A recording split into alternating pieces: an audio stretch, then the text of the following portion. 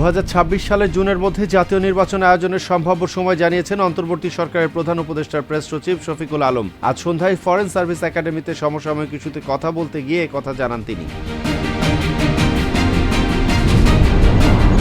ব্যক্তি স্বার্থে দলকে ব্যবহার করলে কঠোর ব্যবস্থা, হুঁশিয়ারি বিএনপির ভারপ্রাপ্ত চেয়ারম্যান তারেক রহমানের। বিএনপির বিরুদ্ধে ষড়যন্ত্র মানে দেশের বিরুদ্ধে ষড়যন্ত্র। আজ ঢাকা, গাজীপুর ও নারায়ণগঞ্জ জেলায় প্রশিক্ষণ কর্মশালায় ভার্চুয়ালি যুক্ত হয়ে হুঁশিয়ারি দেন তিনি।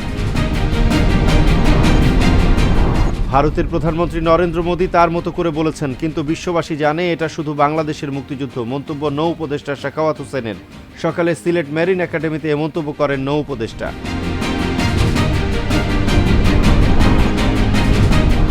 1971 সালে দেশ স্বাধীন হলেও 2024 সালে এসে দেশের ছাত্ররা বুকের রক্ত দিয়ে এই স্বাধীনতাকে পূর্ণতা দিয়েছে। মন্তব্য শিল্প উপদেষ্টা আদিলুর রহমান খানের। আজ শিল্প মন্ত্রণালয়ের সম্মেলন কক্ষে মন্তব্য করেন শিল্প উপদেষ্টা।